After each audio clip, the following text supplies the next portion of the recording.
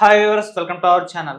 Raj Tarun and Lavanya ఈ issue ఇప్పుడు hot topic గా మారడం మనం చూస్తున్నాం. లావణ్య అనే అమ్మాయి రాజ్ తరుణ్ తనని మోసం చేసి ఇంకొక హీరోయిన్ తో ఎఫ్ఐఆర్ పెట్టుకున్నాడని చెప్పేసి కంప్లైంట్ చేయడం కూడా చూస్తున్నాం. అయితే ఇప్పుడు దీన్ని 493 సెక్షన్ యాక్ట్ కింద ఈ కేసు నమోదు చేసినట్టుగా చెప్తున్నారు. అయితే ఈ ఇష్యూలో ఏం జరగచ్చు, మరి రాజ్ తరుణ్ కు శిక్ష పడే అవకాశం ఏమన్నా ఉందా, ఈ 493 యాక్ట్ ఏంటి, సో ఈ కేసులో ఏం జరగబోతుందో తెలుసుకునే ప్రయత్నం అయితే చేద్దాం. ప్రజెంట్ మనతో పాటు criminal court advocate V K Vijayalakshmi గారు ఉన్నారు. వారితో ఒకసారి మాట్లాడదాం. నమస్కారం మేడం. నమస్తే అమ్మా. Madam, Lavanya and Raj Tarun issue మీకు తెలిసిందే. అంటే రాజ్ తరుణ్ తను మోసం చేశాడు, 11 years కంటే పైనే ఎక్కువ లీవ్ ఇన్ లో ఉన్నారు వీళ్ళిద్దరు. అయితే ఇప్పుడు వేరే హీరోయిన్ పరిచయం అయింది, ఆమెతో రిలేషన్షిప్ లో అని చెప్పేసి నన్ను దూరం పెట్టేశారని చెప్పేసి కంప్లైంట్ చేయడం కూడా చూస్తున్నాం. అయితే ఇప్పుడు ఆమెకు ఏ విధంగా న్యాయం జరిగే అవకాశం ఉంది, రాజ్ తరుణ్కి ఏమన్నా శిక్ష పడే అవకాశం ఉందా, ఈ కేసుని మీరు ఏ విధంగా చూస్తారు? మా శిక్ష మామూలుగా పబ్లిక్ ఏమనుకుంటారంటే అమ్మాయి వెళ్ళి పోలీస్ స్టేషన్కి వెళ్ళి కంప్లైంట్ చేసింది, నన్ను బాధించాడు, హింసించాడు, నన్ను మోసం చేశాడు అని పెట్టారు కదా సెక్షన్స్ అన్నీను. 420 పెట్టారు, 506 పెట్టారు. ఇవన్నీ శిక్షలు పడతాయా అంటే అవి ప్రూవ్ అవ్వాలి. ఏదైనా సరే కోర్టుకు కావాల్సింది ఎవిడెన్స్. ఓకే, ఆ ఎవిడెన్సెస్ కనుక కలెక్ట్ చేసుకుని పోలీస్ స్టేషన్కి ఈ అమ్మాయి ఇస్తే వాళ్ళు కోర్టులో ప్రొడ్యూస్ చేస్తారు. అప్పటిదాకా ఎలిగేషన్ మాత్రమే.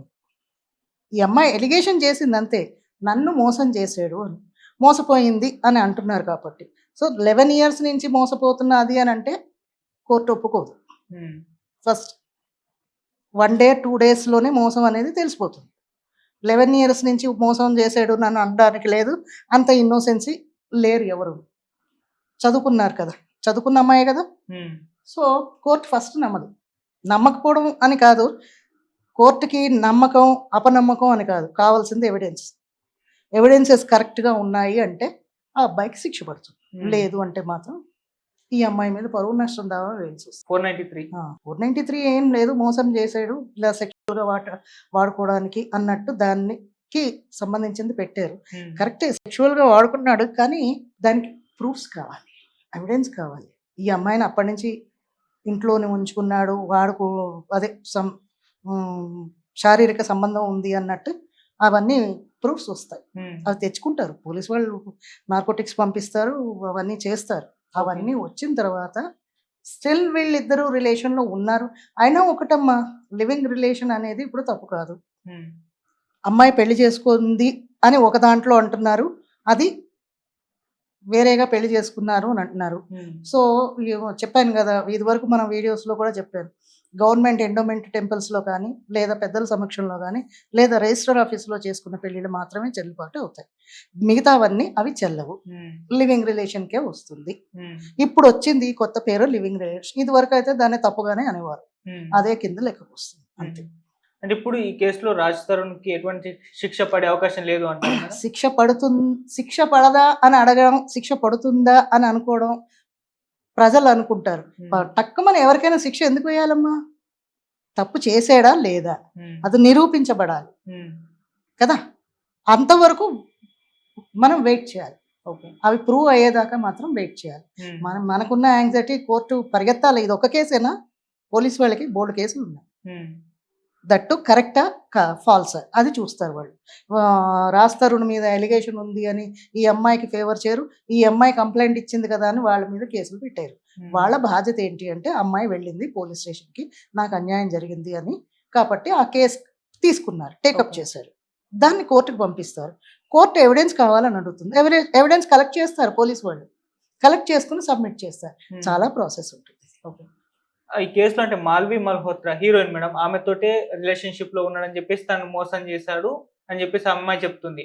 మాల్వి మల్హోత్రా బ్రదర్ తనని థ్రెటనింగ్ చేస్తున్నాడు, దూరం జరిగిపో అని చెప్పేసి ఆ మెసేజ్ లో చాట్ కూడా చూపించింది చాలా మందికి, ఆ మీడియా పరంగా కూడా పెట్టేసింది. బెదిరిస్తున్నారు నన్ను, మాల్వి మల్హోత్రా తో తను ఉన్నాడు కాబట్టి నన్ను దూరం పెట్టేస్తాడని చెప్పేస్తుంది. ఇప్పుడు ఆ రకంగా ఎలా చూడొచ్చు? ఒకవేళ అది కరెక్టే అయితే మా మాల్వి మల్హోత్రా బ్రదర్ మీద కూడా కేసు నమోదు అవుతుంది. ఆ అబ్బాయిని కూడా ఇందులో విక్టిమ్ గా చేరుస్తారు. ఇదే కేసులో వాళ్ళని ఇన్క్లూడ్ చేసే అవకాశం కూడా ఉంది. అందుకు సంబంధించి అదే చెప్తున్నా, మనం ఫ్యాబ్రికేట్ కూడా ఉంటాయి. ఇవి మనం చాట్ పంపించేశారు అని మనం చెప్పేస్తే మనం వింటాం, కానీ పోలీసులు వాళ్ళ దృష్టితో వాళ్ళు ఆలోచిస్తారు. వాళ్ళు అఫీషియల్ సైబర్ క్రైమ్స్ అని ఉన్నాయి ఇప్పుడు. అఫీషియల్ గా ఎలా చూపించారు? పోలీసు వాళ్ళు ఒప్పుకున్నారా అఫీషియల్ గా ఉంది అని? అంటే వాళ్ళ ఇన్స్టా అఫీషియల్ ఉంటుంది కదా మేడం, ఆ అకౌంట్ నుంచి ఫేక్ ఇన్స్టాల్ కూడా వస్తున్నాయి. తర్వాత మన ఫోన్ నుంచే క్రియేట్ చేసి మార్పింగ్ అంటారు, అది కూడా చేస్తారు. ఇవన్నీ అవునా కాదా అని నిర్ధారించేది పోలీసులు, మనం చెప్పడం కాదు. అది చేసిన తర్వాత కోర్టులో ఓకే అంటే ఆ అబ్బాయి మీద శిక్ష పడుతుంది. మనం రాజ్ తరుణ్ అంటే పెళ్ళయింది, తనకి తాళి కట్టాడు గుళ్ళు, ఆ తర్వాత పబ్లిక్ ఈవెంట్స్ లో కూడా తన భార్యగానే తిప్పాడు అని చెప్పేసి వాళ్ళు చెప్పడం చూస్తున్నాం. కాకపోతే ఇది అఫీషియల్ గా కాదు అని అంటున్నారు. సో ఒకటేనమ్మా, పెళ్లి చేసుకున్నారు అని అన్నప్పుడు లివింగ్ లో ఉన్నాము అని అమ్మాయి అనకూడదు. లివింగ్ అన్న మాటే రాకూడదు. నువ్వు అఫీషియల్ గా చేసుకో, అన్అఫీషియల్ గా చేసుకో, పెళ్లి పెళ్ళే. వన్స్ ఒకసారి నీ మెడలో తాళి కట్టాడు అని అంటే అది పెళ్లి కిందే లెక్కకు వస్తుంది. నువ్వు మరి లివింగ్ అని ఎలా అన్నావు? నీ నోటితోటి నువ్వే ఒప్పుకున్నావు కదా, అలా ఒప్పుకోకూడదు. అంటే అక్కడ ఏదో సంథింగ్ ఈజ్ రాంగ్, అంతే కదా. ఏది లేకపోతే అక్కడ ఆ మాట రాదు. అంటే రాజ్ తరుణ్ ఒక బూటక పెళ్లిని క్రియేట్ చేశాడు, పుస్తకట్టాడు అని అంటే బూటకం ఏమవుతుంది? మీడియా పరంగా వాళ్ళ ఇష్టం లేదు, వెళ్ళేవు, అది ఇష్టపడే కదా ఈ అమ్మాయి వెళ్ళింది. సో అలాగ నాకు ఇష్టం లేదు, నేను సింగిల్ గానే చేసుకుంటాను అంటే ఈ అమ్మాయి ఇష్టపడే వెళ్ళింది. అంటే ఈ 493 యాక్ట్ కూడా దాని కిందకి వస్తుందంట, పెళ్ళైన తర్వాత మోసం చేయడం అని చెప్పేసి. పెళ్లి అయిన తర్వాత కాదు, పెళ్లి చేసుకుంటాను అని ఆ అమ్మాయిని ప్రలోభ పెట్టి శారీరకంగా మానసికంగా దెబ్బతీసి కృంగదీసాడు అన్నదానికి వర్తిస్తుంది. అంతేకాని అది అవునా కాదా అనేది నిర్ధారించేయాలి. మనం సెక్షన్స్ పెట్టమని కాదు, దాని మీద కూడా ఎంక్వైరీ అవుతుంది. అంటే మేము ఇన్ని సంవత్సరాలు కలిసి ఉండి ఈ విధంగా వదిలేసి ఇంకొక అమ్మాయితో రిలేషన్షిప్ పెట్టుకోవడం అనేది కరెక్ట్ అంటారా? మీరేం చెప్తారు? మనం ఏమో జడ్జ్ చేయడానికి, కరెక్టా రాంగా అని చెప్పడానికి, మనం వాళ్ళ పర్సనల్ లైఫ్ వాళ్ళు జడ్జ్ చేసుకోవాలి, ఇది కరెక్టా రాంగా. అంటే ఇప్పుడు పర్సనల్ లైఫ్ పబ్లిక్ వచ్చింది కానీ వాళ్ళ పర్సనల్ లైఫ్ ఇప్పుడు మనం పబ్లిక్ ఇంటర్ఫియర్ అవ్వడానికి లేదు.